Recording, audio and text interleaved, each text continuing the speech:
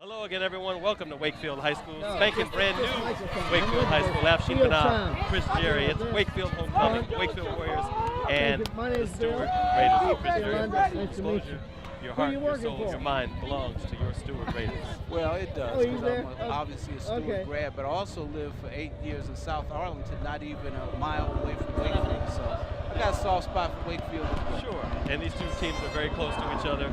Geographically speaking, they play each other every single year. They come out of Conference 13. Wakefield's in first place. Stuart is in second place, however, they are at 2 and 5. The Raiders will receive the kickoff to begin this game. And this will be picked up right around the 10-yard line. I believe that is Mushero who has it. 4-1, it'll be DeJuan Green, actually. He gets up to about the 25.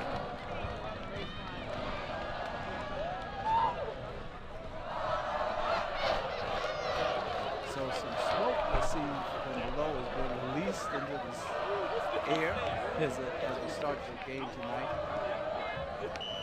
So the Raiders will start to about the 26-yard line. Warren Mushero, number 3, he is to the near side. That's the only receiver out right now. Mikey Bickerton is the quarterback for Stuart. There is the handoff. I believe that is Green. He's going to try to cut it to the outside. He gets taken down, and he'll lose a few yards back to about the 20-yard line. As I was coming in the stadium tonight, I talked to stat man extraordinaire Frank Haddock, and he was informing me that Stuart has beaten Wakefield five games in a row. Of course, the last time Wakefield beat Stuart, it was at Wakefield's homecoming. And that's what we are at tonight, at homecoming. And then they won in 2006 as well. Last season, Stuart beat Wakefield 41-7. Of course, that game at Stuart, and obviously the Wakefield Warriors haven't had a winning season in over 30 years, Chris. A win tonight guarantees them a winning season. Yeah, they pretty much have already made the playoffs this year. There's a handoff up the middle, and that is Green. He crosses the 40. He's coming to the outside, crosses midfield, 45 out at the 44-yard line. Right up the middle, nice run. Pardon me, that is Kevin Morgan, number 28. Kevin Morgan. Right up the gut. A 5'10", 160-pound senior. Right up the gut, and he brings it out to the near side. I thought for a minute he might be able to break it. For a good run to put the Raiders on the Wakefield side of the field. It's about a 35-yard pickup. Ball now at the 44-yard line. That would be Wakefield's 44. Good night for football, Chris. Yeah, it's a nice little cool night. Shouldn't be a whole lot of cramping or any of that kind of stuff. Yet it's not freezing cold out there. In motion is Green, Bickerton. There's just basically a scrum right around the 45-yard line. Not much there as Kevin Morgan gets pushed back and hammered down on the field. You had mentioned that Wakefield, with a win, they could be over 500 for the first time in 30 years, you said? I think I want to go back to 1983, I believe it was, so 31 years. It's been a long time. And, it's good to see at Wakefield. I've always felt that Wakefield being in South Arlington, Wakefield's always had some good athletes here, as witnessed by some other sports like basketball. So it's good to see football has had a little bit of a resurgence. All right, here we go now, second down and long. And again, he gets pushed out of bounds. Leon Young, running back for Wakefield, pushes him out. So this will be third down and about, we'll call it 9. So Wakefield, after a long run by Kevin Morgan, comes up with a really good stop the last 2 plays. We talked about this facility here at Wakefield. We have the option of being inside the press box, which we would have been if the weather was bad, but boy, to stand on top of the press box, you really get a great view from it. This press box is it's pretty too. All right, big third down. Bickerton now, right up the slot. That is complete to number 6, Bennet Seymoun, 5'8", 145. Or I'm sorry, that is number 6 for Wakefield. Or for Stuart. And that was Bickerton. That was Marzai who actually came in at quarterback there and threw it to him. Threw it to Bickerton, the QB. Yeah, I think Stewart's made some changes. I watched their second game of the year, or second or third game of the year. So they've had a few changes since then. One of the things with both of these schools is if you get an injury, you know, that can really mess you up because there's not a lot of depth for either team. All right, there's the handoff again on the outside. Still on his feet is Morgan, and he gets pushed back finally. Pardon me, but David Marzai is in at QB, 6'2", 180-pound senior.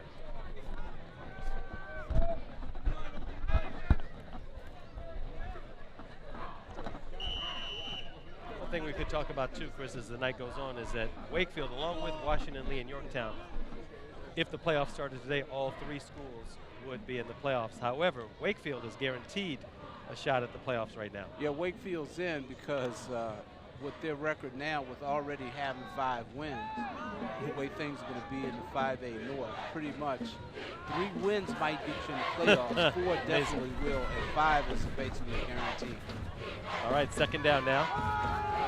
Marzai in the flat. That one is complete for Elena. He catches it on the far side, and he's taken down inside the 20-yard line, so they are in that red zone. Stuart on the march. Right. You know, going back to the playoffs for Wakefield, I mean, this is rare air for them because I can't even remember when Wakefield was last in the playoffs. I think somewhere in the 80s they might have made it. But what you want to do now is set yourself up for home field advantage. We're going to go over a little later. We'll break down what the 16 teams are as of today in the playoffs, where Wakefield stands in the seasons. All right, first down now. On the gut, maybe to the 15, 16-yard line, right around there. Short gain. Hey, Devin! You better wake up! Davis Montez on the Arlington.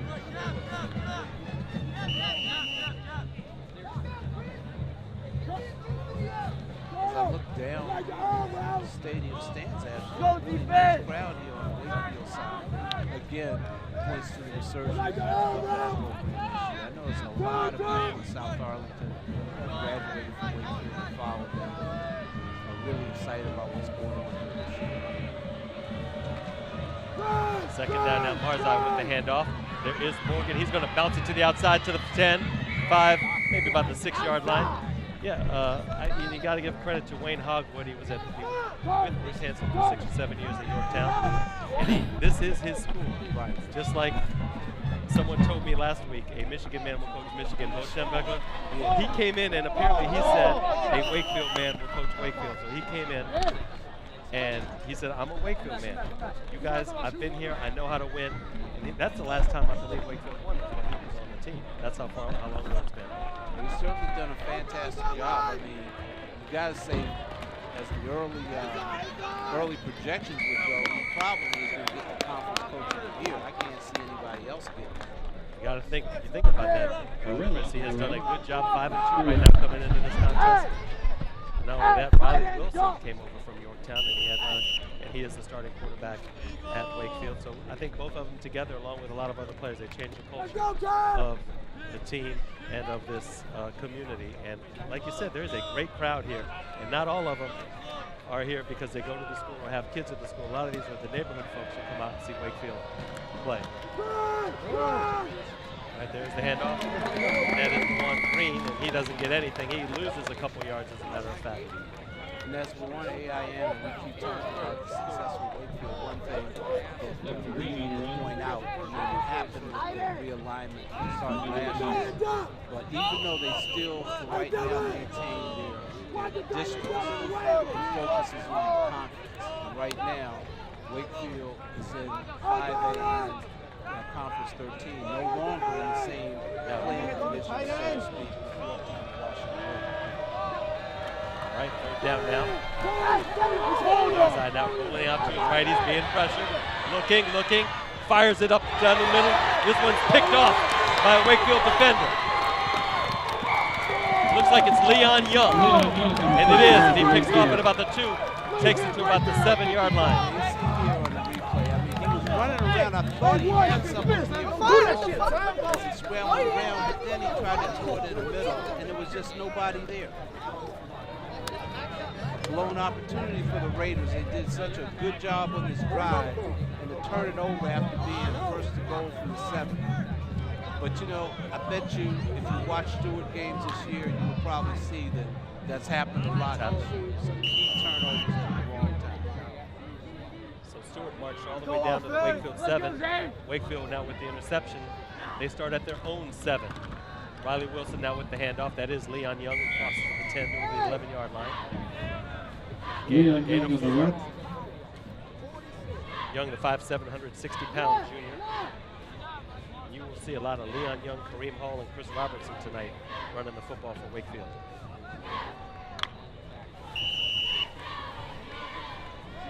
Some nice size on the offensive line does Wakefield. 2nd and 6. And there is the give again. Up to about the 15-yard line is Leon Young, maybe the 16.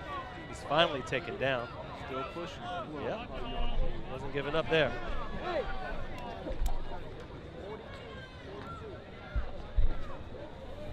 See going up the gut. Because he stopped initially at the 18, but he kept surging and surging, and they finally marked him down at the 21. Or rather, I'm sorry, at the 16.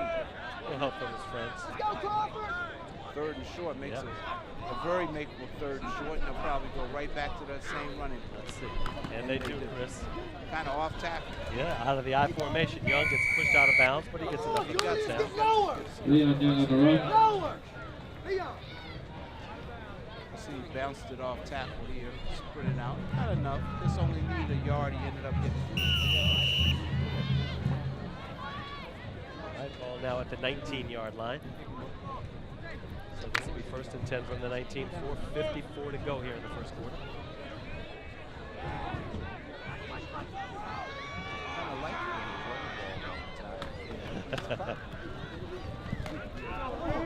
There is Hall breaking a couple tackles across the 45, down near the 30-yard line. I think that's going to be a first down to the 10-yard run. Hey, Leon! Green Hall doing a good job getting away from the tackler there. This will be 1st and 10 now, ball at the 30. So Wakefield, 25 yards on their initial drive so far. All on the ground. Keep running. All right, once again out of the I formation. It's time to pitch to Hall. He's got a little hole on the outside. He tries to juke it to the corner, and he's met by about 3 Stuart Raiders right around the 35-yard line. I like after he kept his legs moving. He got hit, and he didn't get pushed back. He was able to either stay where he was or maybe go ahead for another yard or something. And he did. He got up to the 36. You see here, they catch it right there at about the 30, but he keeps pushing and pushing and pushing and gets up to the 36. He's up to the 36 to make it 2nd down and 4. Always a good position to be in.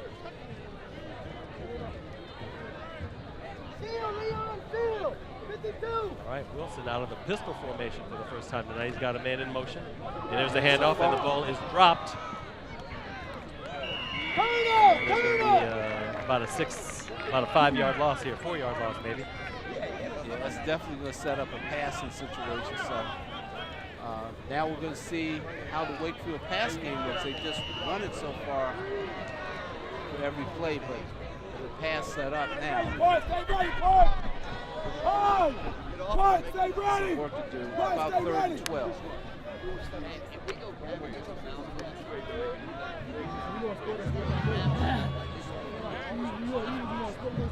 All right, Zane Kokar now, the receiver on the near side.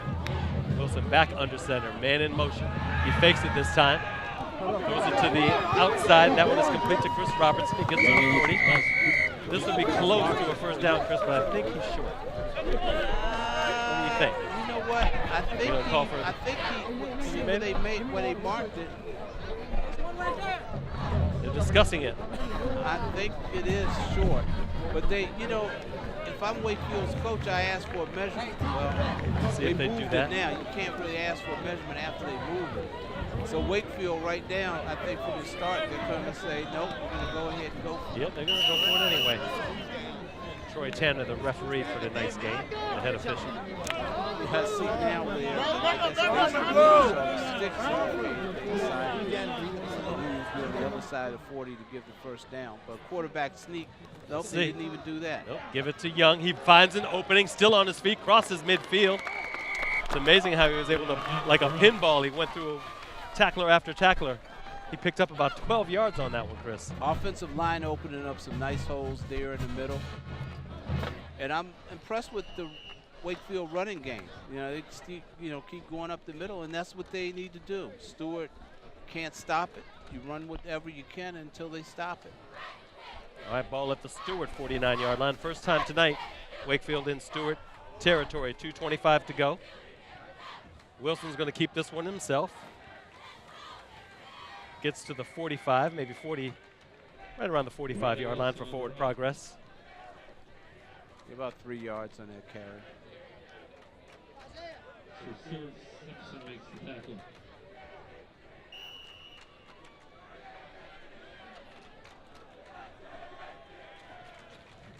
Inside of 2 minutes now. This will be second down. About 6.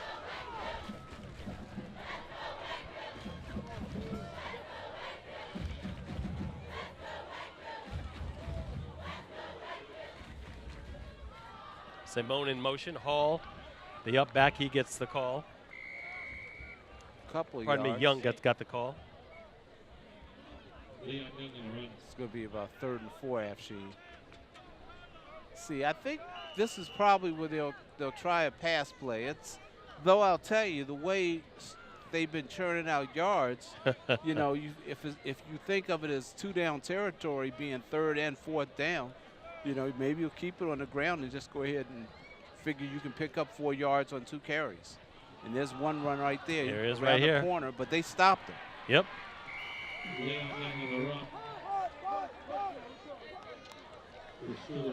And this time Wakefield will punt. That actually surprises me. I didn't expect. I thought they'd go up the middle. As we see on the replay, they decide to sweep and didn't pull it off. And so now they're going to punt. I'd be a little leery about even a punt here. DeJuan Green, the single safety, stands at about his 10-yard line. And this one is going to drop at the 15 and roll in. Oh, just out of bounds at about the what? Right 3, about 2? About the 4. Yeah. No, the 2-yard line, they're saying. You Good couldn't kick. ask for a better punt. Go out at the 2. And that is, by the way, the sophomore kicker from Wakefield, Ben Klein. Chris, he's had a couple of big-time kicks this year for the Warriors, especially against Falls Church 2 weeks ago, where he kicked one in the last 3 seconds. You see the replay, beautiful kick. And back in the old days, we used to call that the coffin corner. Right.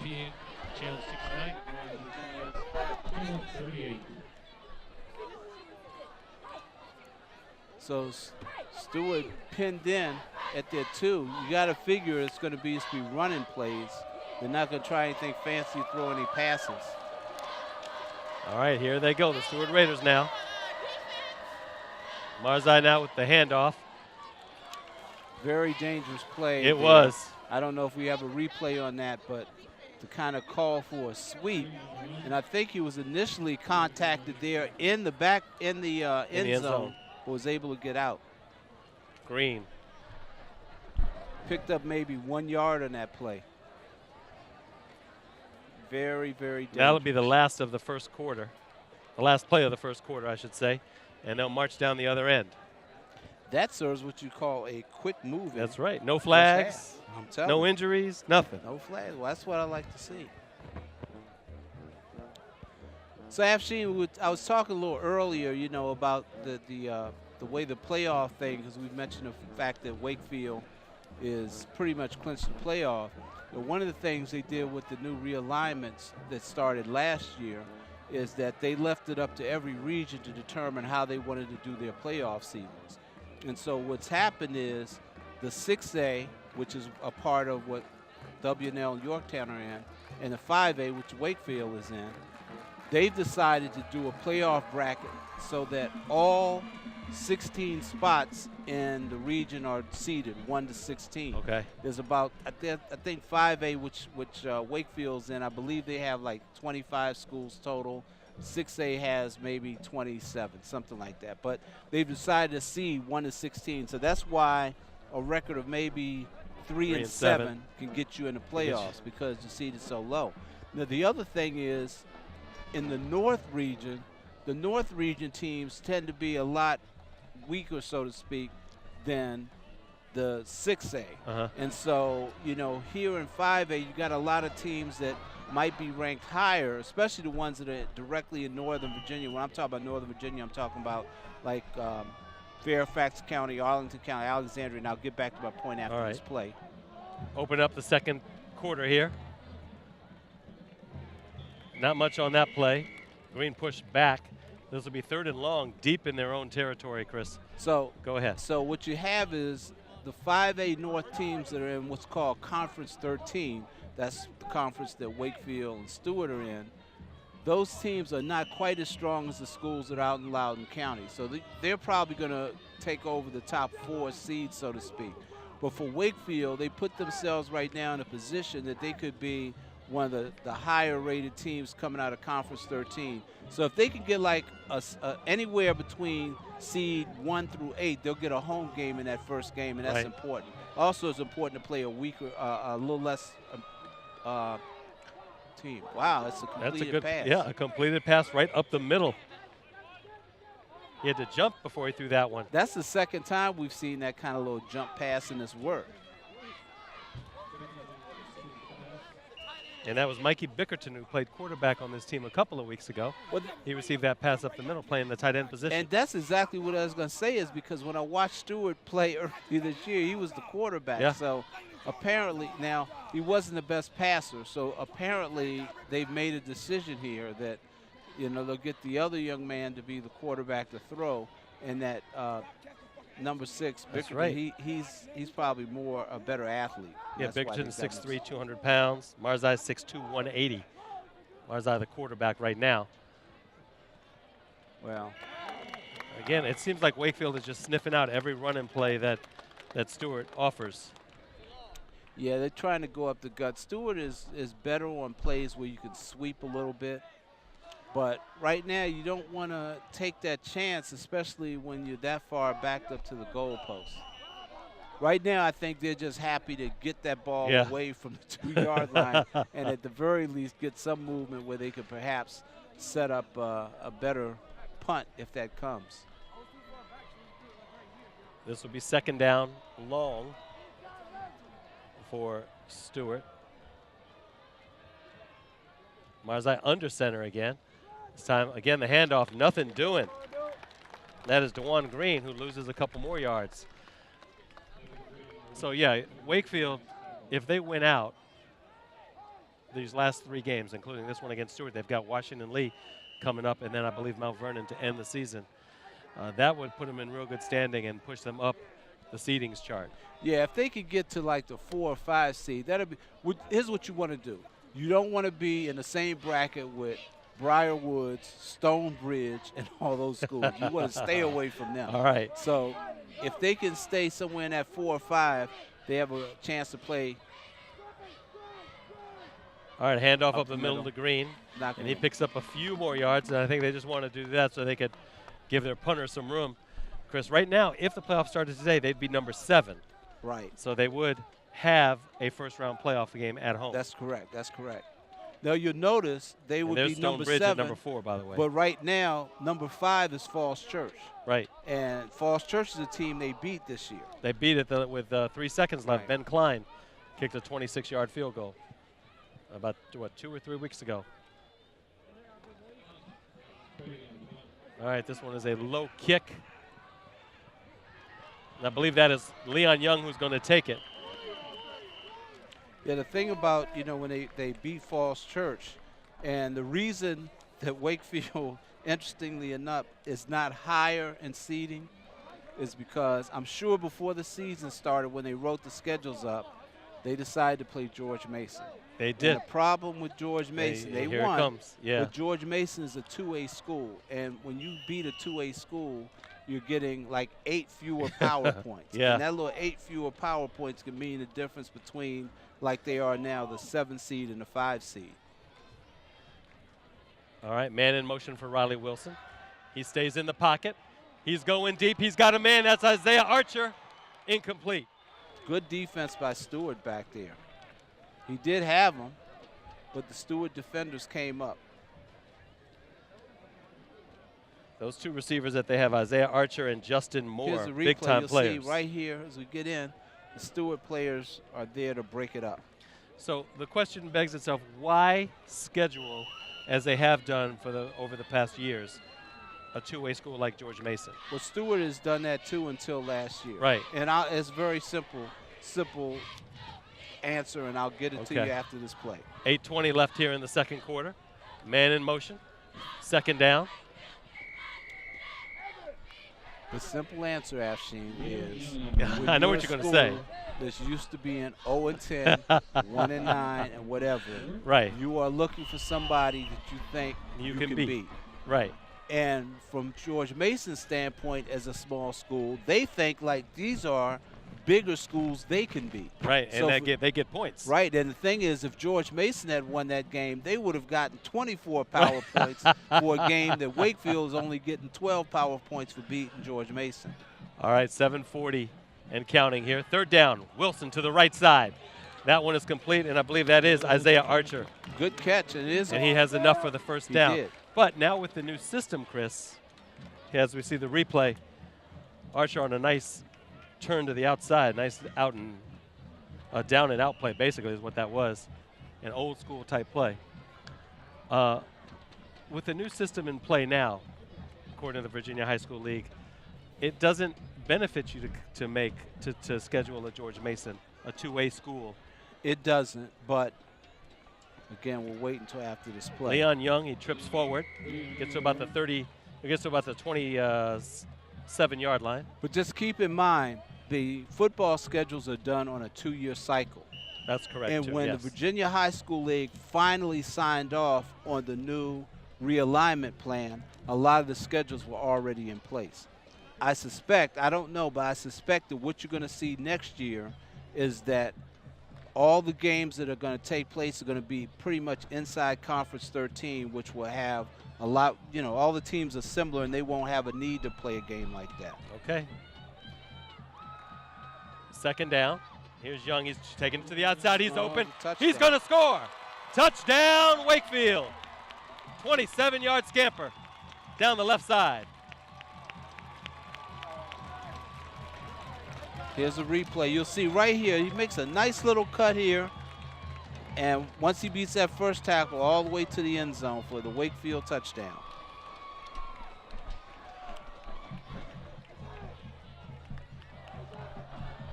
Wakefield on the board for the first time tonight with 6:33 to go in the second quarter. Homecoming night for the Wakefield Warriors, 6-0 on Leon Young's 27-yard run.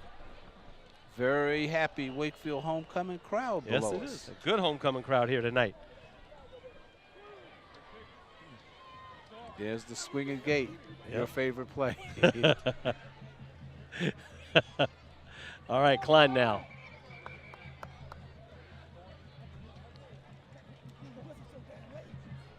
There was movement along the line, and of course the snapper was doing a good job. He drew now the thing Stuart off the line. I think the thing that they're going to go ahead and go for the extra point anyway.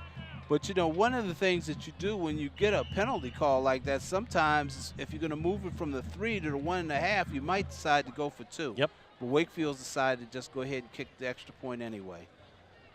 All right, Klein now. Snap is a bit high. Kick long enough, of course, and good. And good. I'll tell you what, I have not seen two kickers like I have seen recently. Ben Klein at Wakefield and Mehran Rashane from Yorktown. These two guys, Chris, they have quite, I don't know if they have lead in their feet or what, but these two guys can blast that ball. Well, that's good. You always want to be able to have, a kicker. I watch a lot of games, like, for example, in D.C., and they don't have anybody that's really especially for those extra points. So they're always lining up and going for 2. Now, it's good if you can make the 2, but the percentages say to make that 3-yard, and get in the end zone is very, very difficult. So it's good to have a guy that can kick extra points. It's also good because, like we saw with that kick for the extra point, that also tells me if they had gotten stopped at, say, the 20 and had to kick a 37-yard field goal, he could have made it from that distance. Absolutely, and I think that's the trust the coach has in, that Hogwood has in his kicker, and that Hansen has in his kicker. One of the things that that impresses me with that kicker from Yorktown, Chris, is every time they kick off, he kicks it in the end zone. Yeah. There is no, you are almost guaranteed that the opponent is going to start at their own 20-yard line. And that's important in high school because unlike the colleges and the pros, in the high school you can't run the ball out of the end zone. You cannot run it, right. All right, here's Klein's kick now. He kicks it short to one. Green will have it, pick it up at about the 8-yard line. He's going to cut it to the outside, brought down from behind, right across the 20 to the 21. So Wakefield's defense, Stuart's offense comes back out. You're watching great high school football here from Wakefield. It's homecoming. Afshin Banab, Chris Jerry, Comcast 69, Fios 38. Our high school game of the week. We will round out our broadcast schedule with our 2 final games at Washington Lee. Next week it'll be Wakefield at Washington Lee, and then of course the big one, Yorktown and Washington Lee. Chris, as we always end it. They stopped that. Nothing there. Again, talking about as we move forward in schedules next year, one of the rumors that have been out there is that it's a possibility the Yorktown and Washington Lee might not play Wakefield next year. They've always played each other for the most part throughout their history, but now because of this realignment, the 3 schools are in different conferences per se. It may mean that W&L and Yorktown might decide that's not worth playing Wakefield, and Wakefield's gotten good. Maybe they don't want to play them. You never know.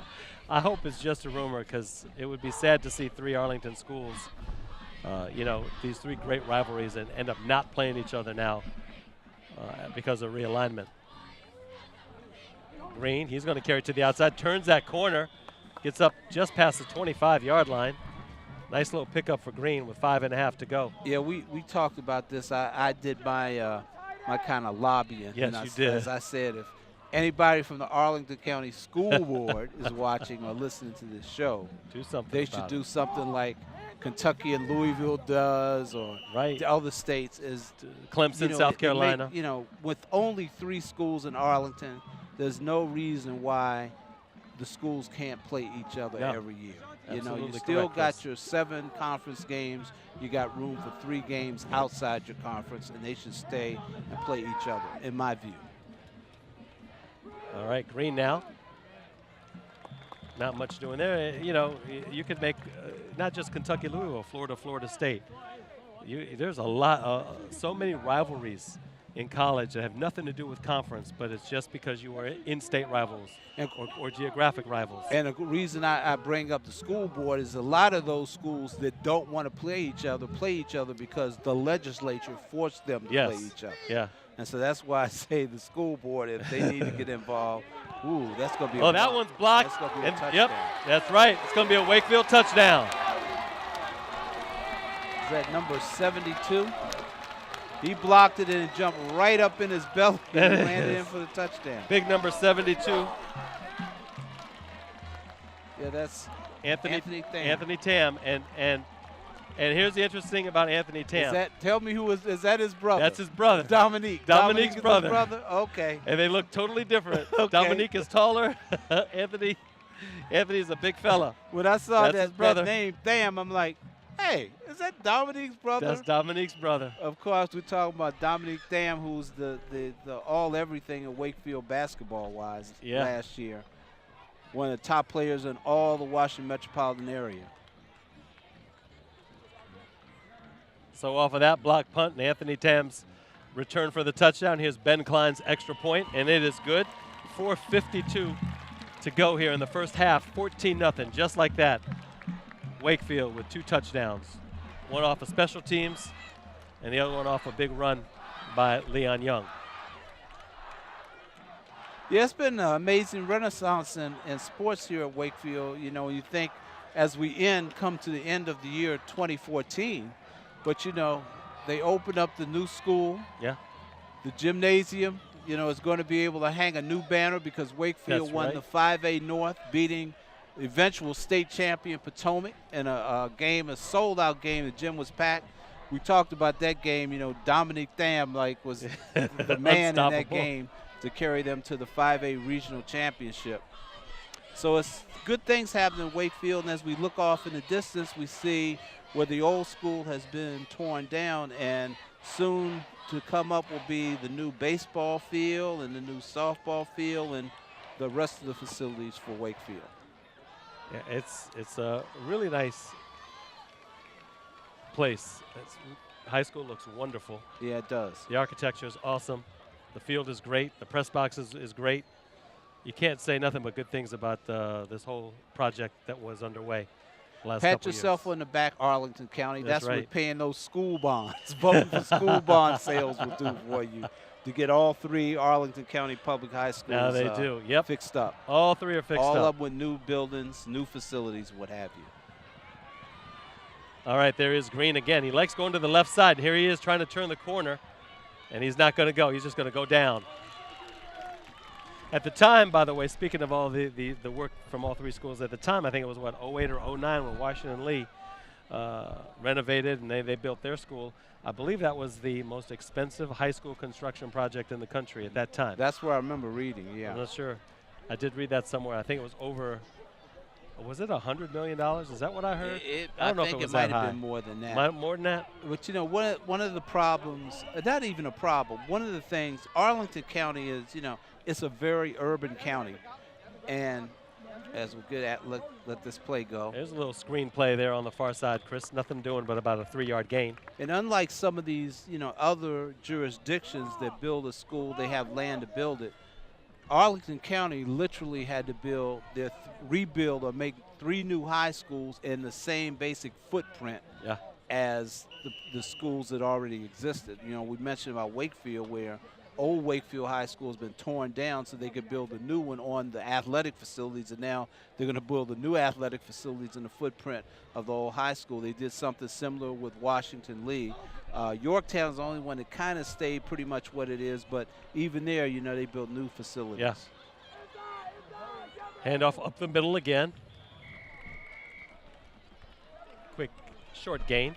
Yeah, I think Stuart needs right here, Afshin, to kind of sustain a drive, maybe get a first down or 2, let that clock. Because I think, you know, if they can't score, you definitely want to get into the locker room no worse than 14-0. I mean, at the end of the day, it's just one offensive touchdown that scored, and that block kick, you know, really set them back 2 touchdowns now. That is it. That one ball kick that returned by Anthony Tam. 3rd down, about 2.5. Handoff again, right up the gut. Don't think he made it. I think he got to 35. Yeah. He needed to get to 36. See where the officials actually marked the ball, but I agree, Chris. He's probably. Now, I don't know. Is Roy short. Ferry? I guess not. I was going to say, is Roy Ferry Stuart head coach? Is he going to gamble and maybe try to get a yard? But he decided not to.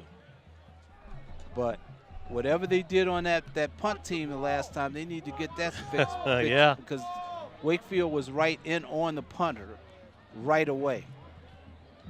All right, Leon Young now. He's back at his own 40-yard line to receive this punt. This one's a high snap. And this one's almost blocked. Oh, this one will bounce. They shouldn't touch it. Let it go. Not is going to block, but Stuart is going to get the first down. Yep, Stuart will get a first down. And I got to tell you, I watched that running into the kicker, and the first thing I was thinking when I saw that happen, the Stuart kid should have fallen down. Yeah. So I'm shocked when I see that he basically touched the guy like flag football, a 2-hand touch. He barely touched him, and the referee reaches in his pocket and throw the flag. I'm like, man, you got to be kidding me. I mean, it's, you know, if I'm a Wakefield fan and I see that, I'm like, man, what the guy? How can you give them that kind of penalty? You know, that was pretty ridiculous in my view. Yeah. They gave it to him, and now Stuart is at their own 40-yard line. Excellent field position with 2.5 minutes to go here in the second. So this gives Stuart a chance to probably run another 1.5 minutes off the clock. I don't think they're going to throw it. Here's another run. There goes another run, yeah. It's Green again. How many times have they passed? Those two little passes to Bickerton up the middle? The 2 passes and the interception. The interception, yeah. Yeah, and that's what they've done. Let's see.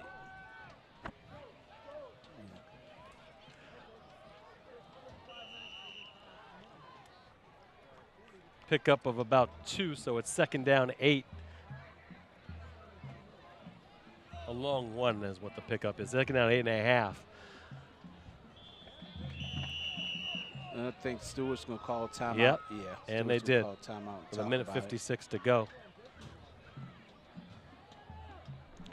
Yeah, the football season is winding down, so we already talked about the fact that Wakefield will be in the playoffs. There's no doubt about that unless somebody is ineligible the whole season and they forfeit all their games. Wakefield's in.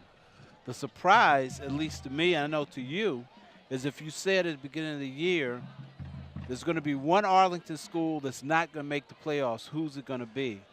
Nobody would pick Yorktown. Right. And yet Yorktown finds themselves in a situation where they may need to win 2 of their last 3 to make it. They may be able to win 1 of their last 3 to make it. If they don't win any of their last 3, they're not going to be in. There's no question about that. Yeah, Yorktown's had a topsy-turvy season. They win, they lose. They go back and forth. They've really had an up-and-down kind of football season with Joe McBride and Bruce Hanson there. All right, Marzai now. This one's almost intercepted. Boy, you see why they're throwing or running the ball quite a bit. Yeah, we saw, or at least I saw, I know you've seen them again, when I saw that game when Yorktown played H.D. Woodson, I thought like, wow, it may not be good. The good thing, though, for Yorktown is as long as H.D. Woodson, even though it's a D.C. public school, as long as they keep winning, as they continue to win, those are bonus points Yorktown get, because it's turned out that H.D. Woodson appears to be one of the better public schools in the D.C. metropolitan area this year. And they play Wilson, if I'm correct. All right, here's the throw again. This time it was behind his receiver. Marzai threw behind his receiver, Mikey Bickerton. He was open. Here it is. You'll see he was open, but he had to kind of turn to catch it. And I think this is probably, an example, Ashleen, of why Stuart made the quarterback change, because they're in a position where, they don't have anybody athletically enough that can get down the field and catch the ball.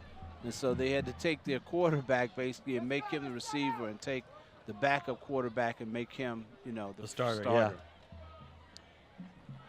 Young standing at his 30 now. This one again is a low punt. He'll take it at his 30. Breaks 1 tackle, breaks another. Gets to about the 38-yard line. And there is a flag on the play. Flag thrown late by flag, correct. The side judge here, number 43. I don't know what he saw, but let's see if we can see on the replay. But the side judge threw a flag. I'm not sure what it was, but Wakefield's walking back, and it's probably going to be a block in the back or a clip. Let's see. They're going to mark it off from the 38 maybe. So if they're going to walk that back 10 yards. But it was a late flag. Yeah, and it was on the far, the flag came from the near side. The play ended up at the far side. Troy Tanner, the head official tonight's contest. Yep, moves it back to 20. So I've been wanting to see, I've heard so much about this quarterback for Wakefield. He was a transfer that came over from Yorktown, and, I've been hearing so much about him. Now I want to see if he can throw the ball a little bit. And I think with 1:37 left in the first half, I'm going to get my opportunity now to see if he can pass or not. Certainly will. He's out of the pistol, and that is Riley Wilson. And he's going to roll to his left, and he's looking. He's going to keep it. That's another thing he can do, Chris. He can run the ball. He crosses the 35, down at about the 40-yard line. Yes, Pickup of 12. And picking up the first down, what Wilson also did is ensure that the clock would stop. Here's a replay. He went back looking. Got across the line, got across the close to the 40, and that was good for the first down.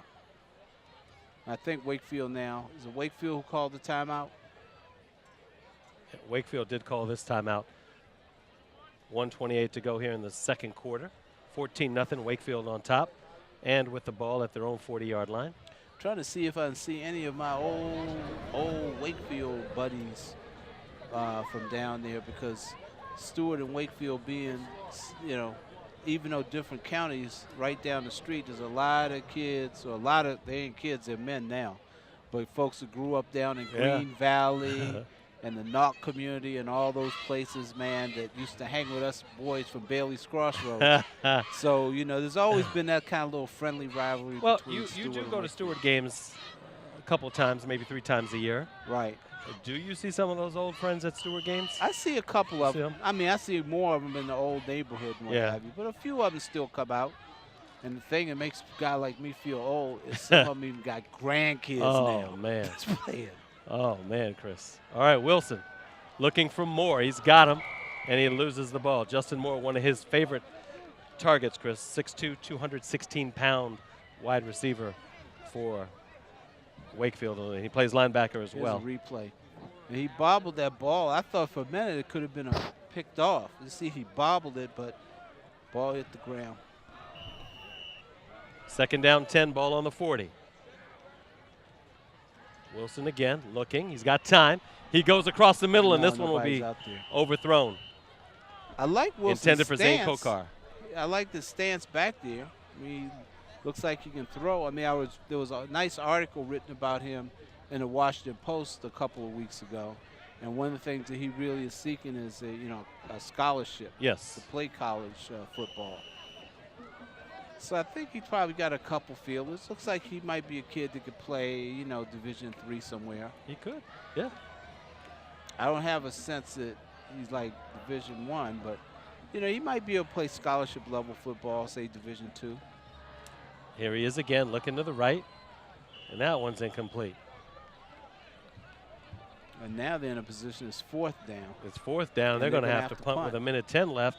Stuart again will have a shot to put some points on the board. Yeah.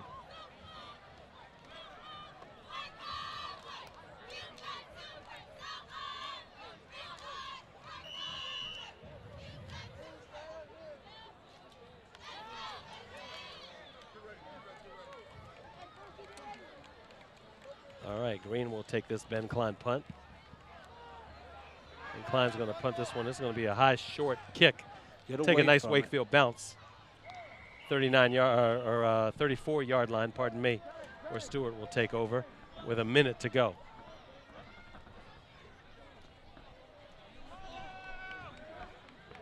I'd seen that before. Now I've kind of look. It's like some of the Stuart players seem to have their names on the back of their jersey, and some don't.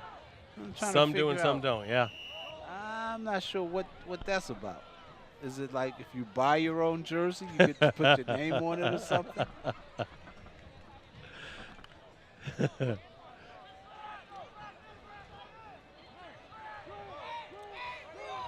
All right, Stuart from the 34.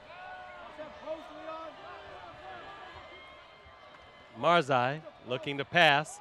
He's looking for Bickerton. Bickerton is going to go up for it. Comes down. It's tied up. See what the official calls. He didn't give it to Wakefield. This one's intercepted. And it's Leon Young and Mikey Bickerton go up for it at the same time. Chris Bickerton, the taller Bickerton, looked like he might have come down with it, but Young got his hands around it too, and they give it to Wakefield. What happened to tie goes to the runner? Well, I guess the tie didn't go to the runner when they hit the ground. It was the runner. It was tied until they went down on the ground. He may have wrestled it loose from him as they were going down. You're correct. So Wakefield now with the ball back in 53 seconds left at their own 40-yard line.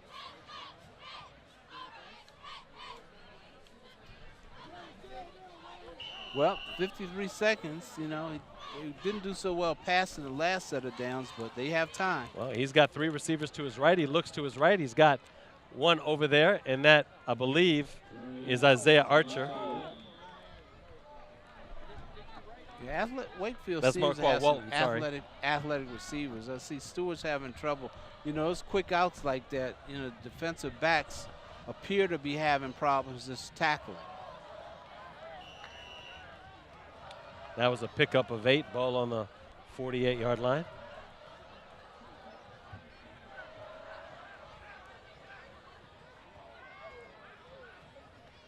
All right, he's got receivers again. Wilson, incomplete, intended for Young. So now they're back in this situation again where they've got a 3rd down, 38 seconds left. All home from the court. People report to the second stand over there by the green light. All homecoming contest people, please report. You know, when I look at where the green lights are. Stewart's uniforms, you know who it reminds me of? Who? The old New England Patriots. Yeah, they do a little bit. Yeah. I mean, Stuart has changed so much. They've had like the blue shirts and white pants. Used to be back when I was in school was the blue helmet with just an S like the Superman that's right. S. You know, they've had this like 2 sword things going for a while, sabers, so to speak. Wilson now pressured. He's going back up the middle. Incomplete. And this will bring up 4th down now for Wakefield. You know what? If I was Wakefield, You'd go for it. they're going to punt it, but I would go for it because I think, based on what I've seen out of Stewart's you're running stopping game them. and passing game, I think that if I was at the 48-yard line, I would take a chance that even if I didn't make it, I don't think Stewart could go down and score in the time that would be left. Well, let's see what they do now. Klein set to punt Green at his own 20. This is a low, and his knee was down, so Stewart. He went down to catch it. Yeah, Stewart will get this the ball. is going to test my theory. Yep. Because I said if they didn't make it. So now Stewart's going to get the ball at the 36. I think Wakefield's defense is up to the task. Yeah, they are. I agree with you. Had they gone for it at their own 48 and didn't make it, Stewart would have to take it at the 48 possibly. Right. But they basically picked up 12 yards here. And they didn't lose any time. 28 seconds left in the second. You know, their field goal kicker is not too bad. I think if they could maybe get 20 yards down to the 15, I think they'd give themselves a shot at a field goal attempt. All right, Marzai, watch Bickerton. He is over on the near side. Marzai throws it to the far side. That one is complete. Clock is going to run unless Stewart calls a timeout. Warren Mushero. They call a timeout. They did with 20 seconds left.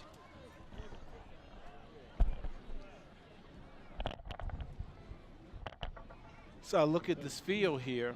You know, one of the things that's going on at my school, old school Stuart, is there's something called Turf Stuart, where Stuart's one of 8 schools, 7 or 8, that don't have turf fields. And while Stuart's grass field's always been one of the better fields in the area, there's so many things going on with, you know, you got field hockey going on, you got freshman varsity J.E.B. football going on, the band needs to practice. You know, all these schools now, they're getting into this, you know, turf thing because, you know, the fields need to be used so much. Yeah, one thing that Wakefield has done, Chris, is they put extra padding under the field. And that's a good thing, too. Yeah. We've stepped on the field before. It feels like a nice field, but it is. Yeah, with the extra padding, that helps with the injuries, too. Nice call. That is a good call there. Yeah, but if he doesn't get out of bounds. Oh, they're coming up on 10 seconds left. And I think Stewart has one last time out. 8 seconds left. Morgan. Gang tackle. He can't make a field goal from here. Their kicker really needed. They need to get to about the 15, and instead they're they at just the 29. got to like this would be a 36-yard field goal. Yeah, he can't. He couldn't make it from there. So the only thing you can do now, I don't know what head coach Eric Ludden is going to call. Well, he's signaling for somebody. I don't think he's not going to try a field goal. Marzai is coming back. Bickerton is coming in. Well, the only thing you can really do at this point is nothing short. You don't have any more timeouts. You got to go to the end zone. Yeah. Just send your receivers in the end zone. Try a Hail Mary and see what you get. Well, he's only got one receiver out. And then he's got the quarterback taking the snap underneath the under center. He's just going to run it. I don't agree with this call at all. It makes no sense. And that'll close out the first half. No, it's going to stop. It'll stop the clock. Well. Did they stop it? Well, I thought he had the first down, and they stopped the clock with 3 seconds. But no, they said that's it. So Christian Orellana finishes up the first half of football. 14-0 Wakefield on top. Homecoming here at Warrior Field. You're watching high school football on Arlington Independent Media. Comcast 69, Fios 38. Back for the second half. Wakefield on top here as we open up the second half. Homecoming at Wakefield. Halftime session went well. Also, they honored the football team from 50 years ago. Yeah. Chris, they were here. And they made Wayne Hogwood an honorary member.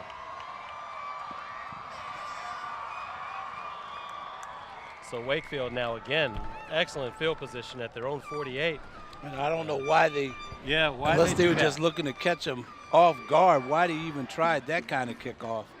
And Wakefield was looking for it. This guy came up and ran and caught it. So, kind of like something that we discussed a little, a little bit off the mic. Yes. But we won't go there on the mic.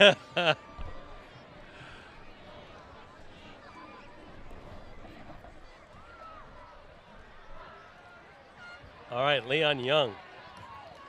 Bull rushes his way up the middle to the Stuart 45-yard line. Good pickup there. 7-yard pickup, so it'll be second down 3. See, they're right up the middle for a couple yards. I think Wakefield wants to try to take this ball in the opening kickoff and just try to go right down and score. So if Stuart has any kind of hope of really getting back in this game, it would evaporate relatively quickly. Yep, there's Young again. However, there is a flag on the play. As Young picked up the first down and quite a bit more. Well, after tonight, we're talking about 2 more games left. This season is blowing right by. Again, with 16 teams in the playoffs, basically that means there's 4 weeks of playoffs just to get to a state championship. So still pretty much a month and a half left in the season. Most of these teams will play till the first weekend in November, and then you begin the playoffs. And Wakefield is assured of a playoff spot. Question is, will they have a home game? Where will they finish in the seedings? Right now they are at number 7. The other 2 Arlington County schools, Washington Lee and Yorktown, in the playoffs if they were to start today. They could both be out depending on how they finish the rest of the regular season. It's really difficult to see, Wakefield with this win. They have Washington Lee. That could be a pretty significant game, and that's going to be a touchdown. There's Young. Touchdown, Leon Young. His second of the night. That's the second time Leon just juked somebody that had him lined up for the tackle. Second time he juked. Juke right here. He'll juke that guy. 2 Stuart defenders in for the touchdown. It was reminiscent of the first touchdown run he had. Exactly, going the same direction.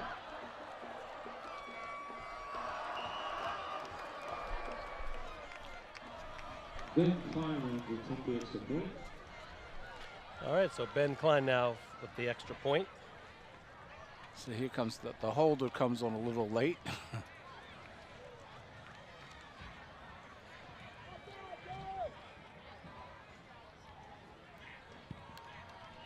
And he knocks it through. 21-0.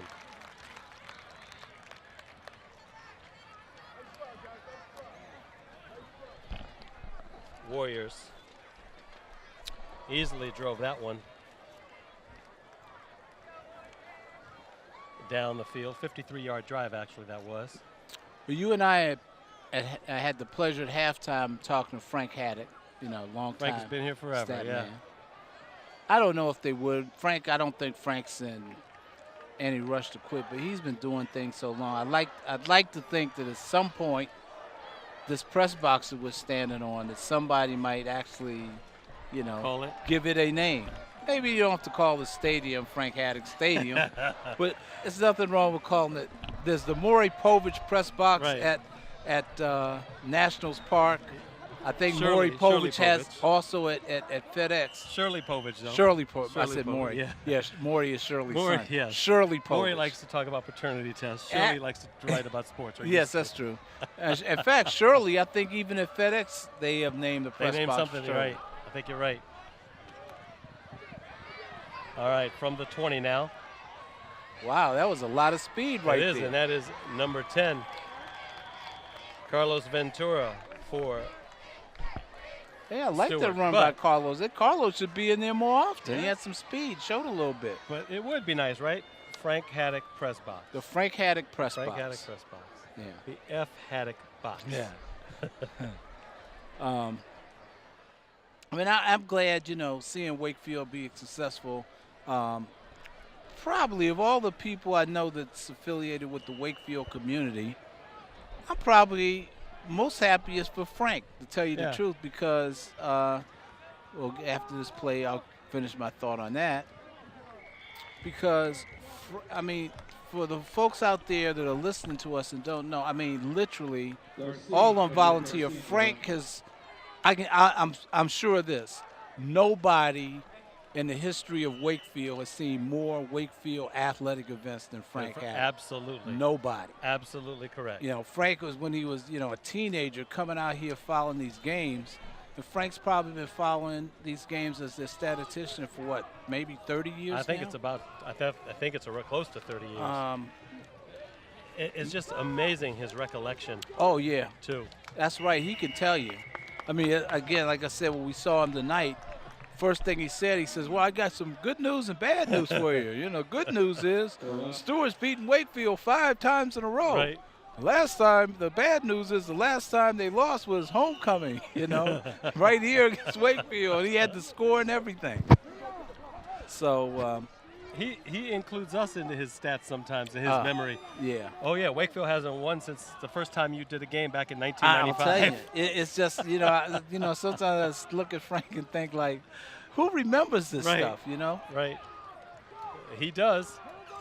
But one of the things, Hold on, Chris. Third down play here. the referee has to call, Yep, they call the catch. Yep, he calls it a catch. That's enough for a first down. Go ahead, finish your So thought. hopefully we have a more competitive game so we can drop the stories. But the thing that Frank had said, at halftime, and something I've been thinking about for a while, we were talking earlier in the first half about the possibility that maybe, a Wakefield and Washington Lee and Yorktown might not play based on the scheduling. You got a nice little rivalry, Route 7 rivalry. Frank called it, the Battle of Bailey's Crossroads. That's right. The Bailey's Crossroads Because Bowl. these two schools, even though, Wakefield in Arlington County and Stuart in Fairfax County, they really are down the street from one another. I'm going to guess maybe 2.5 miles. You go there, down Route 7. And it would be nice if they could find some kind of way, because for Stuart's traditional rival has been Falls Church, because Stuart was born out of Falls Church. When they created Stuart in '58, they took half of Falls Church's students. But that's when Falls Church was located in the city of Falls Church. Right. And see Stuart jumps there.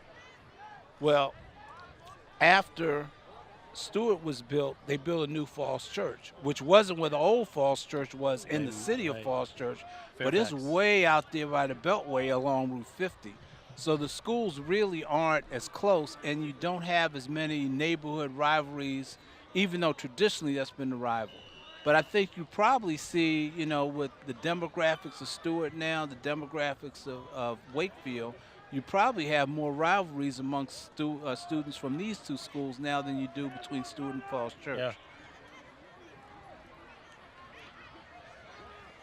There's a pitch out.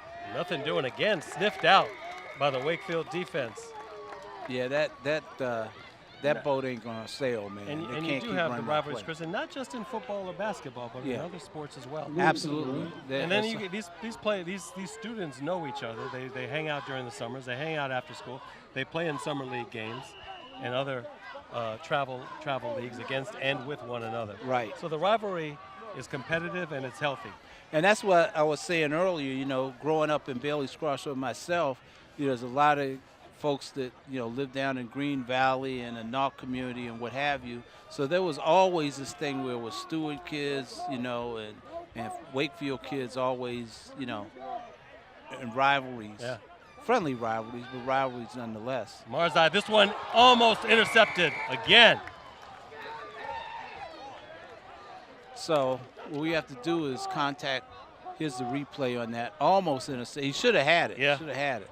So we'll have to contact Charles E. Smith or whoever runs Skyline Towers, tell them to put up a trophy or find something that they want to throw away to set it up to be something these two schools can play for on an annual basis. Yes, we should do that. Kevin Greenwell almost had his second pick of the night. All right, Young is calling for a fair catch. This one is going to be down, but you know. He got it off, man. But Stuart, I don't know. They, you know, it's like Wakefield's like a break right up the middle, and Stuart is just, you know, it's just unable to cover that. And I'm not sure what the problem is, but Greenwell still shaking his head like, man, I should have had that. I should have had that. That's all right, young man. You did well.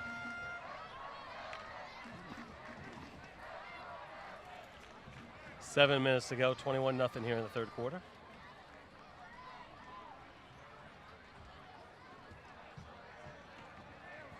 Handoff. could be 28. Yep, it may be. It's Young again. He gets pushed out. Kareem Hall on the run. Sorry, that was Kareem Hall, number 20. He gets the Here's call the on that replay. one. I thought he was gone here, Afshin, Yeah. but he got pushed out of bounds.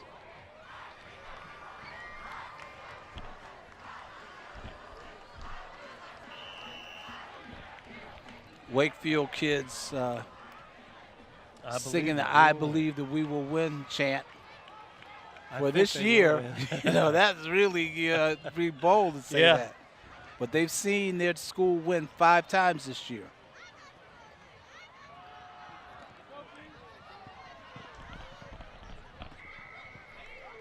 All right, Stuart sniffed that one out. Someone on the run. And that was Benyet Semoun on the run there. He's the wide receiver who got that run. The replay right there, he got hit, stacked up right there, just before he got to the 25.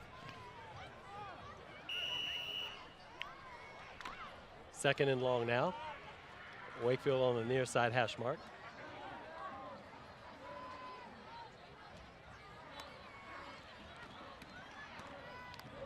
Handoff right up the middle again. It's Kareem Hall. He gets close to the 15-yard line. I think it's first down. Kareem Hall on the run. Here's a replay right up the gut. Boom. Bowling player's over on his way to the 15-yard line.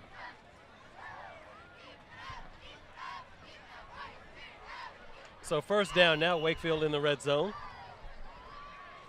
Make it the 16-yard line. Looking to make it 28-0.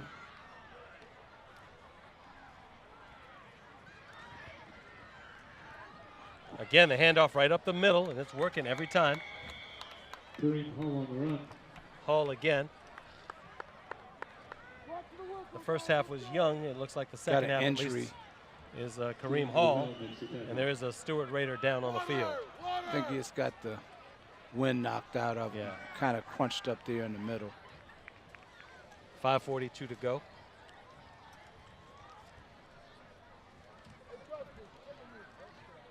So, Afshin, know you're a Redskin fan.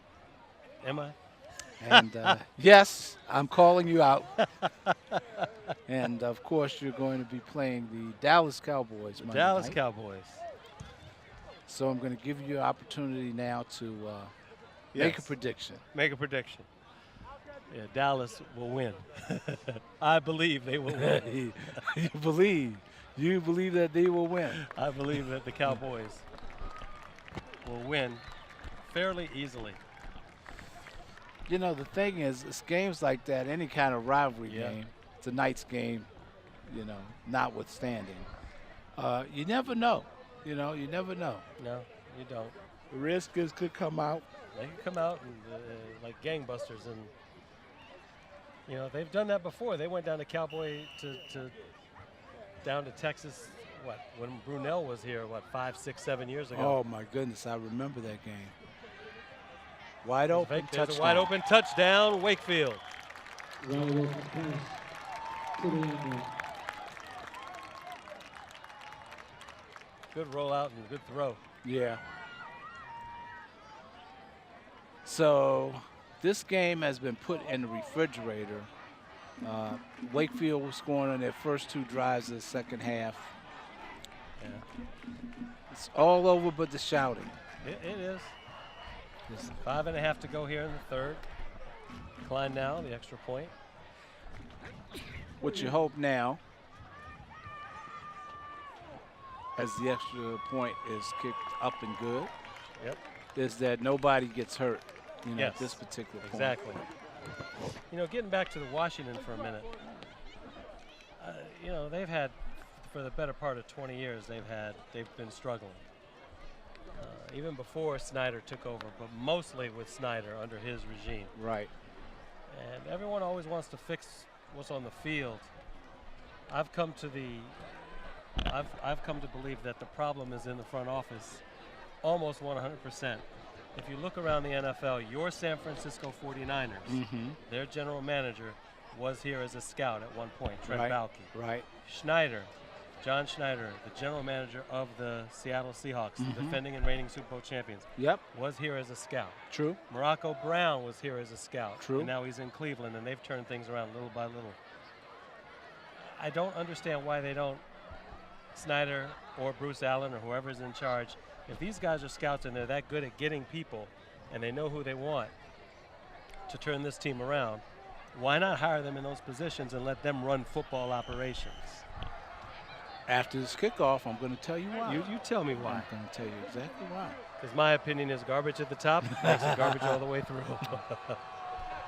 Let it go out of bounds. Nope. Nope, it won't. This one will be picked up by Green. It's not a bad return, though, to get to 25-yard line. Yeah.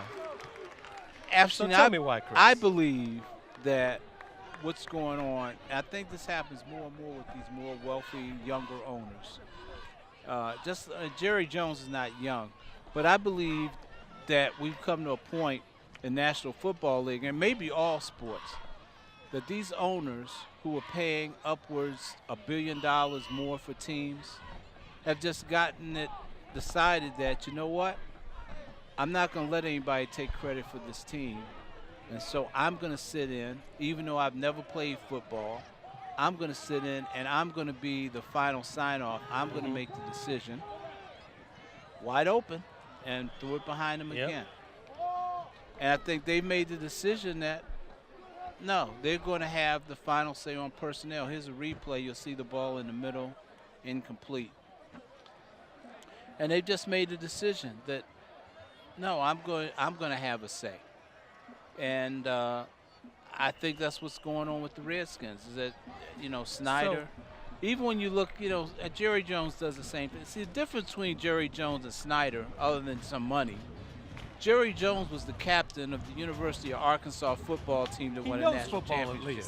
He knows football. He's played the game. And so he does get a little leeway, but just very little.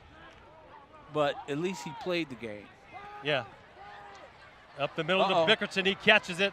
Scoots to the outside, 40 to near the 45-yard line. Taken down at about the 44. Bickerton with a nice little catch. He had to reach back there and get that one. But the problem is that's going to come back with a penalty. That was probably, not to be funny, but their best pass play of the night. It probably was, and they're going to have to take it back. Now, the good thing is it will be from the spot. Let's see if we get this on a replay. It'll be from the spot, and because it's from the spot, only some of that play will they'll keep some of the gain they made. Let's see if we see the penalty. It's about right here. Well, that's what the referee called the penalty on. Right there. He threw the flag right he called there. Holding. Wow. Let's see if we. Let me see where's the hold. Okay, let's see if we go back again. We're looking at this. Let's have the guys in the truck. Okay. I was going to have them roll it again to show that. It was like, wow. That's kind of an odd, very, very odd call. Yeah. So it's going to be 2nd and 5 now, though. They get some of that gain. They get to keep some of it.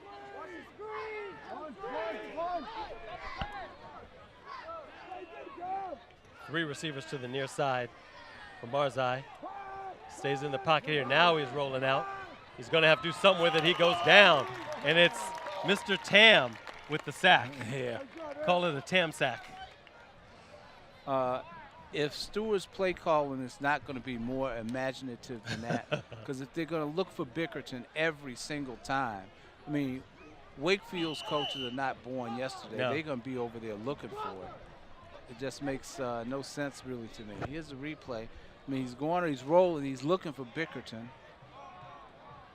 You know, it's just, they just, a little bit more creativity, guys. Come on, you know. But getting back to, Here Dan we are. Snyder, though. Here we are here, high above the press box. Oh, here we are. Yes. Here at Wakefield High School Stadium. That's right. The soon to be called Frank Haddock press box. Yeah, hopefully. we're gonna push for that. The Frank Haddock press box. I would call it Frank Haddock. Honor the man. He's done wonderful things here. 3rd and 16, Af. What's in the play call? A run. A run. Yep. Your Stuart Raiders with a run. Yeah, we're getting close now to needing Wakefield to score again, 35-0 to have that running clock. Run. The mercy rule in effect if they score. You know, Stewart's play calling has lost imagination. I think the kids now kind of feel like, you know, they don't really have a shot. All right. Hall now set to receive this punt. This one's Again. blocked again. This ball scoots back into the end zone. Wakefield will fall on it. No, it's still loose. Touchdown. And they still get a Wakefield touchdown. falls Wakefield on it. ends up falling on the ball after all. Now, I want you, again, if we can get this on replay. Now, I'm not sure who's coaching special teams for Stuart, but now we've seen this kind of like break up the middle. This is about the 3rd or 4th time on the punt. A couple times it surrendered a touchdown on one, second touchdown on a block punt now. The referees are going to talk about that because I don't know if we have a replay back that far. I think there's a concern that the ball might have been kicked by Wakefield toward the end zone. So let's see. They're talking about that. That's what that flag, I think, was thrown for. Because all of a sudden it was bouncing around, and then it just took this big kick back toward the end zone. I didn't see it to be kicked on purpose, though, so I'm not sure if this is what the discussion is or not. Nope, they're waving the flag off, so they're saying nope. It was accidentally kicked. Touchdown. So it's a touchdown. Says Troy Tanner. Here's a replay. Here it is, Chris. Let's see if we can see if it's down there on the. You'll see the ball suddenly get exploded around the 15 and suddenly kick toward the end zone. You know, you had a Stuart player in there like trying to catch the ball. That ball's And gone. next thing you know, they're chasing it to the end zone. You had 2 Wakefield players try to fall on it. And 35-0. Just like that. Is the extra And point you good? just said 35-0 And so we alert mercy rule. the guys in the truck. As you see that 35-0, it means officially the running clock is on. Yes. The clock is about to run. The clock is on. When they kick off, there'll be no more stops of the clock, which I'm sure for the camera crew, they're very happy about that, because that means this game is going to end a lot sooner than it might normally have. Well, there's still 3:21 to go here.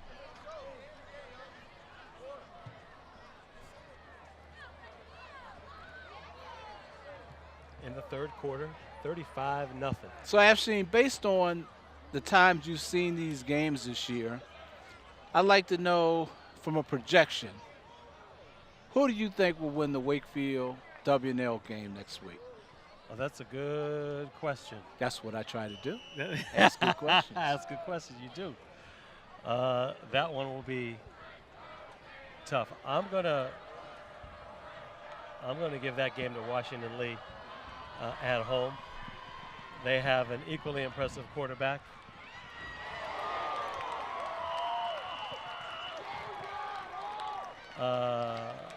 They have what I would consider 2 wide receivers that are game breakers. Okay. And I think offensively they're a little bit better. Taking nothing away from Riley Wilson, I think that Fexo, their quarterback, has a couple more players that are game breakers than does Riley Wilson to help him out. So based on that, I'll give it to W&L. Okay. You would know. I've seen Yorktown once this year, and I'm now seeing Wakefield. I haven't seen W&L, so I don't know. That's right. We did the Yorktown. Was H.D. Woodson game? Yorktown, H.D. Woodson, yeah.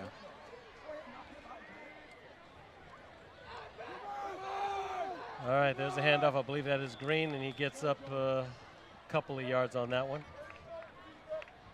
You know, the good thing for even W&L and Yorktown, even if they could beat Wakefield, because Wakefield's now going to have 6 wins after tonight, those are some really good bonus points now. Absolutely. You know, before, you know, Washington Lee or Yorktown might have thought like, well, yeah, we beat Wakefield, but we're not getting any bonus points because they haven't won any games. But with 6 wins, those are some bonus points that might make the difference, especially for one of those two, difference in making the 6A North playoffs and not making it. And I think it's safe to say that Wakefield will have their first winning season in about 31 years. Yes, first since 1983. Yeah, they'll be, what did we say, 6-2? Is it 6-2? This will put them at 6-2 with 2 games left. 6-2 with 2 games left. Well, I'm hoping the Warriors can keep rolling with that momentum. It'd be great to have a home game here. Yeah. On, I guess it would be November 14th, I think. I think November 13 or 14, yeah.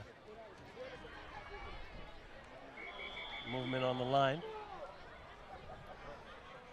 Yeah, it'd be good to have a home game here. And again, you want to try to be a little higher in terms of your seeding so that you can get a good playoff game. If you're going to make the playoffs, you know, you'd like to think, you know, that you would have a potential win. So as I pull out my little cheat sheet here, the 5A North cheat sheet. And we said they're coming into the day, they were the 7th seed. They were 7. So 7 would play 10. That would be Mountain View. Inside of a minute in the third. So yeah, Mountain if View. If they're coming in today, they'd play Mountain View, correct? Out of the Commonwealth. Well, I think that if you're Wakefield, if I wanted to see who I wanted to play, I think Mountain View, they're from Stafford County. Potomac Falls, they're from Loudoun County. Halifax County is from almost the North Carolina border. Piedmont, yeah. There's a very strange thing about that, and I know it's because they had to fit them somewhere. It's probably, I was going to say it was probably Stuart's best punt, except he kicked it out of bounds. It probably didn't get more than 20 yards on the kick. If that, he keeps walking. 20-yard kick, maybe. It's Halifax County somehow got put in the 5A North, and they're one of the most southern, probably of all the schools in Virginia. They might be one of the most southern-based schools. Now, next year when they do the realignment, change next year, Halifax will no longer be. They'll be in the 5A North. They will shift to 5A South. Yeah. Where they belong. Right. You got I can't remember who it is, but you got a couple schools from Richmond, at least one. That are in the north? That's going to be coming. That's Currently coming to north, I mean? Well, right now, from in the Richmond area schools, the only Richmond area school that's in the 5A North is Patrick Henry of Ashland. They're from Hanover County. So they're going to have next year a couple of schools, I think one from Hanover and maybe one from Henrico County, maybe in the 5A North next year. Right. Because they'll go through this phase where every 2 years they'll reshuffle the deck and move you around depending. So you're going to see a little bit of a change next year. But the power in 5A in football, 5A North in football, pretty much is going to be the schools in Loudoun County. You know, Briarwood, Stonebridge, those are the kind of younger, growing suburbs, and, those are schools that, the varsity has like 50 or 60 kids. The J.E.B got 40 kids. A lot of kids play. Stonebridge is 5-2. They are number 4 seed right now. Right. As the great Lindsey Nelson used to say, let's move ahead to further action. Here we are to open up the 4th quarter. Yeah, that's what we're doing. We got that running clock now. We got the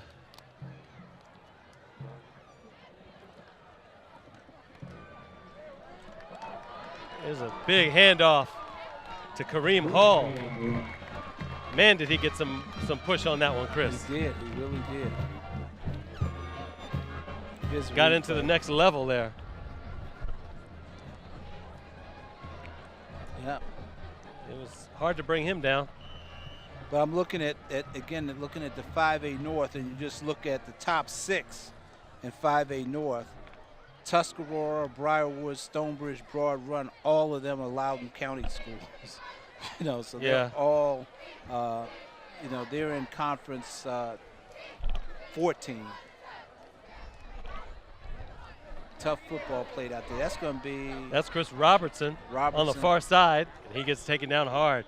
And the funny thing is, Wakefield beat Falls Church. Falls Church is a higher seed right now. Yeah. Because of those points. Yeah, Falls Church plays Stuart in the last game of the year. Yes. And interestingly enough, Stuart next week plays Edison. Now, Edison is sitting at the bottom of the 5A North. Yeah, they're 2 ahead of Stuart right now. They're 2 ahead of Stuart, so we'll see how that game is going to go. But just to show you right now as we talk, the number 16 team of the 5A North is Albemarle County High. And they're from the Charlottesville area. They stand right now at 2-5. But if the season ended today, they'd be in the playoffs. And they'd play Tuscarora. And it would be like 54-0. They would be, the running clock would be starting as soon as they started after the first quarter. All right, there's Hull again. He hammers his way forward inside the 20-yard line.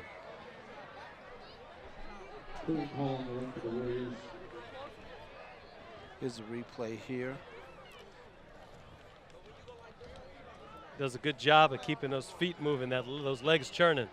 Doesn't stop. 18-yard line now. 9:40 to go. 2nd down for Wakefield. Wilson under center. Robertson cuts it inside. I'm looking at the Stuart bench right now. It's kind of strange. You look at the Wakefield bench, you see all the players kind of lined up in a line watching the play, and then you look over at the Stuart bench, and you got like 6 players sitting on the bench, and then you got everybody else huddled up. It's kind of strange. I don't think they're talking about plays, but I just think they just kind of like tossed in the towel for the night. Yeah, they probably have. Kareem Hall certainly not going to toss in the towel even with a 35-point lead as he gets inside the 10-yard line. Yeah.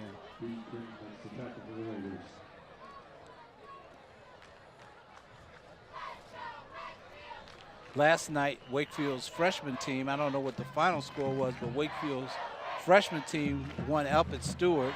The Stuart's JV team defeated Wakefield. So it'll be a 2-1 weekend for Wakefield football over Stuart football.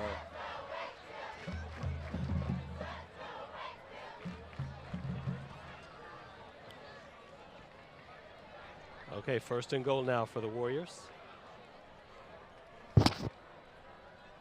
Hall now to the outside. Stiff arms a player.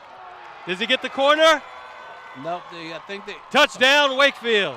He turned that corner. He was not to be denied, Chris. I wasn't sure that he got in. Let's see. His foot hit the pylon, but where was the ball? Let's see. Good slow-mo here.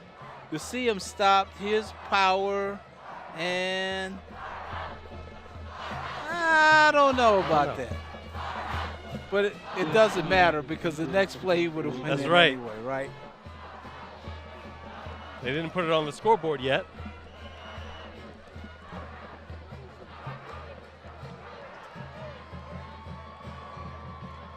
It's not like they have to hurry to get this off before a replay.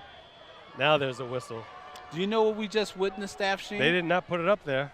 They didn't put it on the scoreboard. No. The scoreboard's no longer working. What we just witnessed was the first touchdown on that end of the field. That's true. Before everything else was going toward George Mason. The defensive plays, the block punt. Yep. The runs, the 2 Leon Young runs.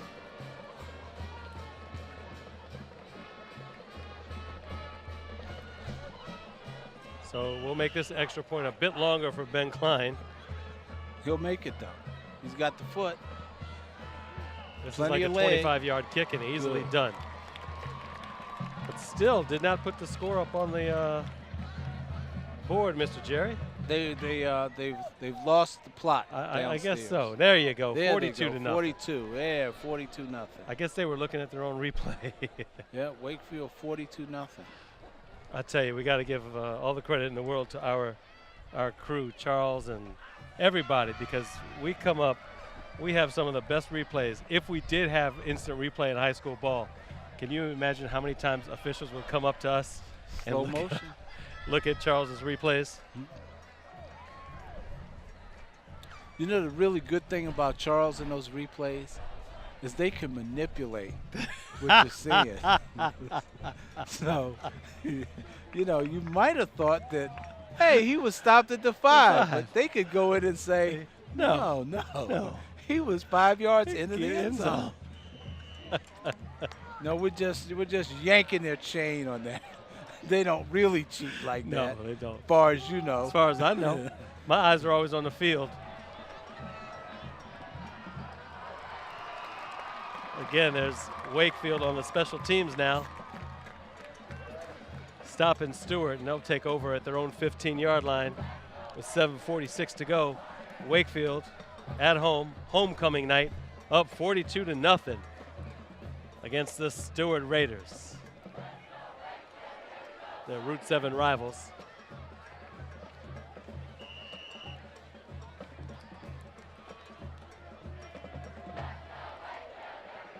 Remember now it's 42-0, so 35-point lead, at least a 35-point lead. Clock is continuous at that point in Virginia high school football, mercy rule, as they like to call it. Yeah. So Marzai under center now while the clock continues to run no matter what. Well, like I say, you know, at this particular point in the game, you just want no one to get hurt. Just get on out of here. There's a pitch out, and there's a flag. That pitch out wasn't going anywhere on that run. They might have got a face mask with that. Let's see. Personal foul, face mask. That's what it's going to be called. Yep.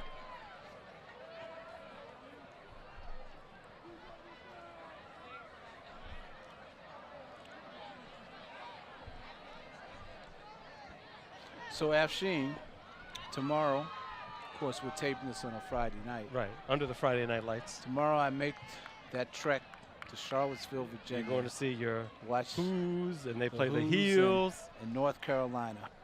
Well, you were just in Durham.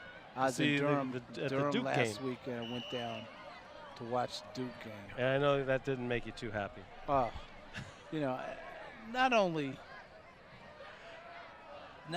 was the play calling, as we call play call, here's a sweep. Yeah, here is Morgan. He jukes somebody, gets open down the 40-yard line before he's taken out of bounds. Wow, that's another flag. There's a flag again. I don't. Is this the same I think kind of they a call call? a face mask Another on that one. I believe you're right, But Chris. I think the other play there was a. I think it's going to be offsetting penalties. I think it's going to be offset.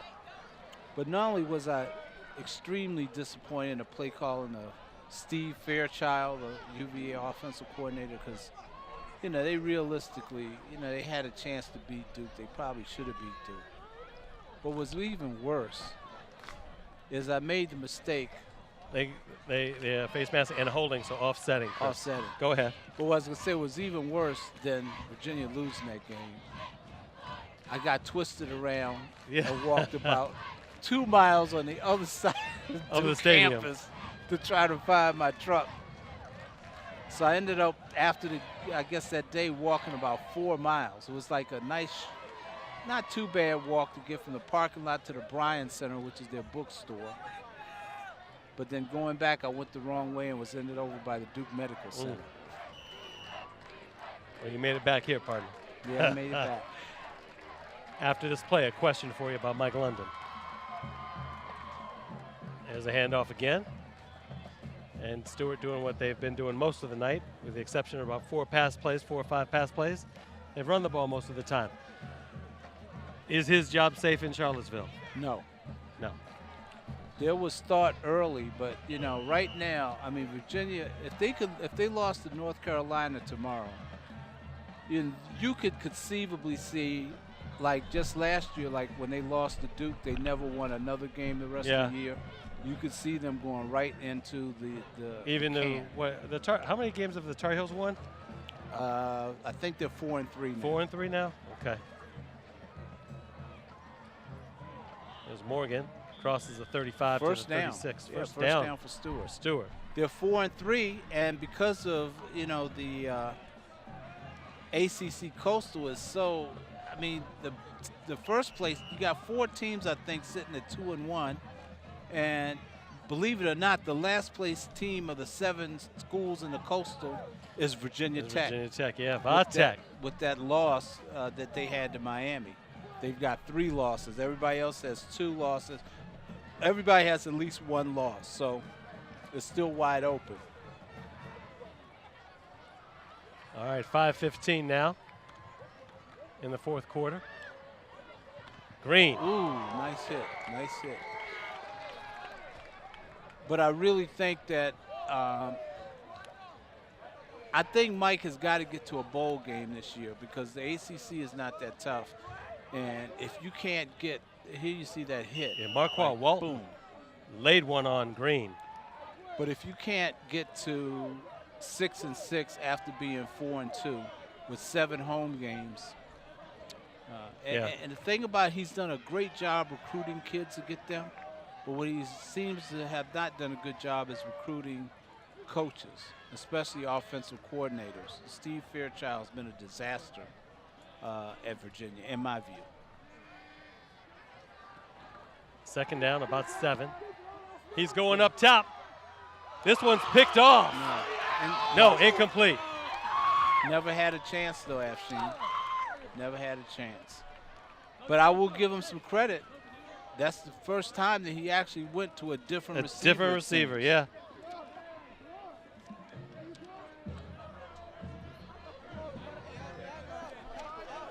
And that receiver was Ivan Ramos Alvarado.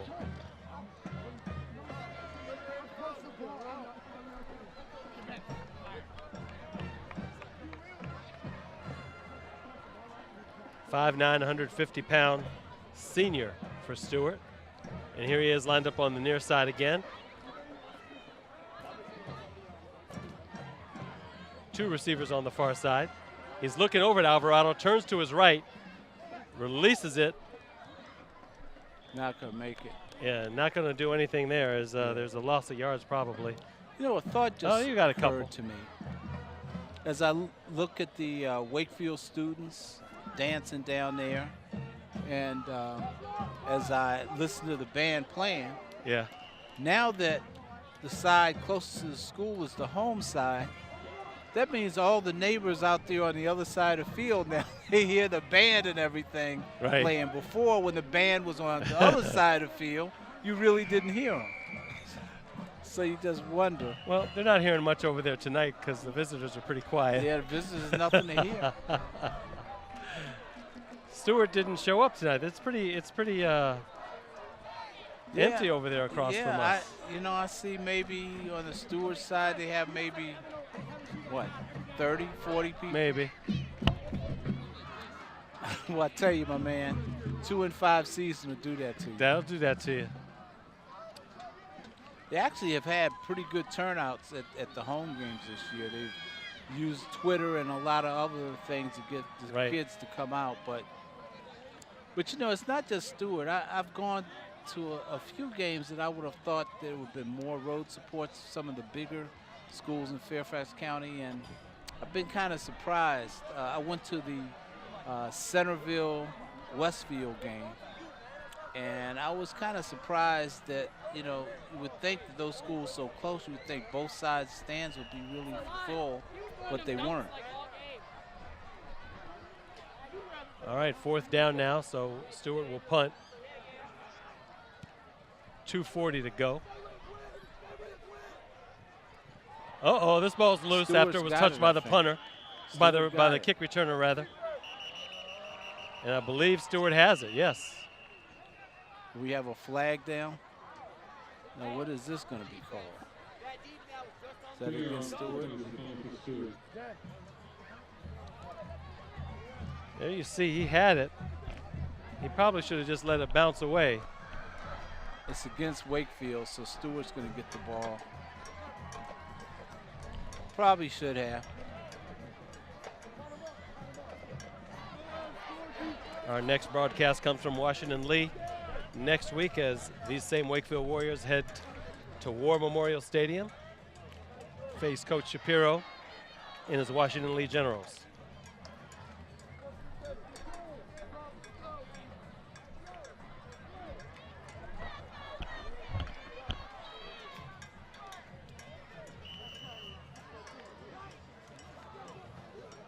.233 now for Stuart. They get the ball back on the turnover. Down 42-0.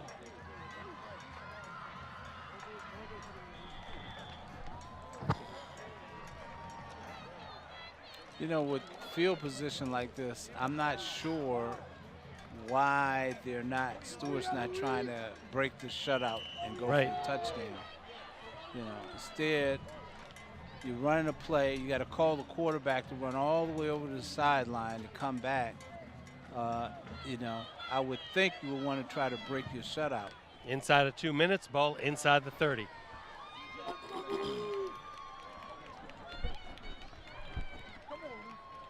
Another handoff. There's another handoff again.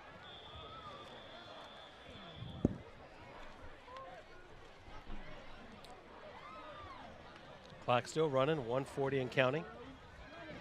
And again, the quarterback has to walk over to the sideline, get the play, come back in and call the play. And you know, this, again, I try not to be critical of high school I understand. coaches. You know, it's not the pros.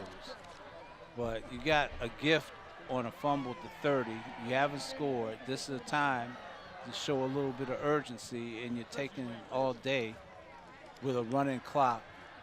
So let's see what they do on 3rd down. Will they call another running play? And there's 82 in motion again. This time, Marzai, he's taken down. He is sacked back at the 33-yard line. And I would call a timeout. Again, you're down here, you know, give it a shot.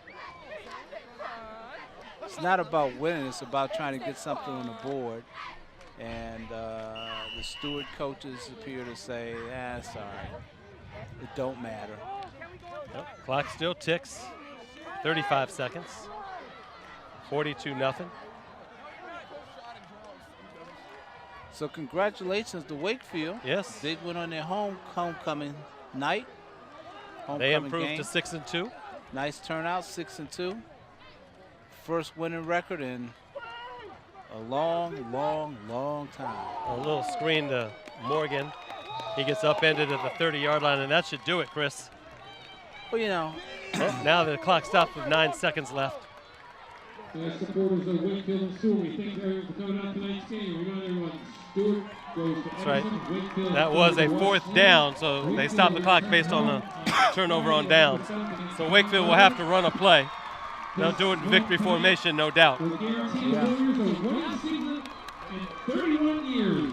Yeah, Frank Haddock just said it. 6 wins. The last winning season here at Wakefield was 1983. So this is the Warriors' first winning season in 31 years. You can hear Frank's enthusiasm. It also leads the streak of 27 non-losing seasons as the Warriors are 5-5 in 87. So as Frank Haddock, we hear the PA system right. let everybody know. First winning season for the Wakefield Warriors in 31 years. And 27 years ago, they finished 5-5. So it has been a long time coming for this team. And congratulations to Wayne Hogwood, his 2nd year under the helm at Wakefield. A Wakefield man coaching his old, Bill on the field. School, his Thank alma you mater. and good night. And he's proud to be back. Absolutely. You know, and it's got to make, because he's a Wakefield grad, it's got to make you feel really good with something like that. Because sometimes you need these things to build momentum. You know, I was saying earlier that the freshman team won last night at Stuart. The J.E.B lost. But you want to keep building momentum. Right. And, again, the way the conferences are restructured next year, Who's to say that Wakefield can't be competitive and win the conference next year?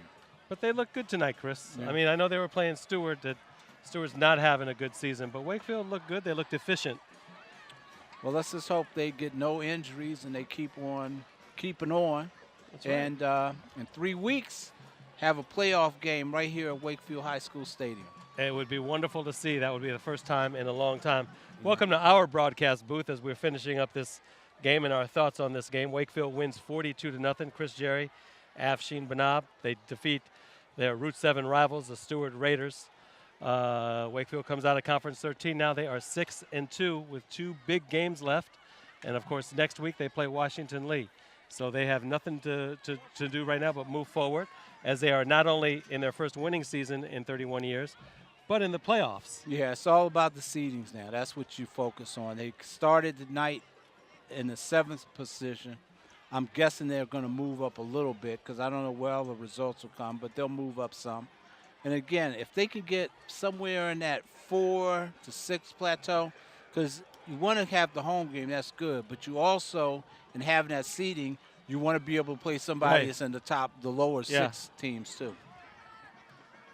Good game, my friend. Thank you for being here tonight. Well, hey, voice, as always, the voice of Arlington Independent Media High School Sports, Afshin Banab. Always a pleasure to work with you, man. Absolutely. You know I love you, man. And it's cold, so we're about to go now. Yeah. Final score, Wakefield 42, Stuart nothing. From Wakefield High School, for Chris Jerry, Afshin Banab, and the rest of the Arlington Independent Media crew. Good night. See you at Washington Lee next week.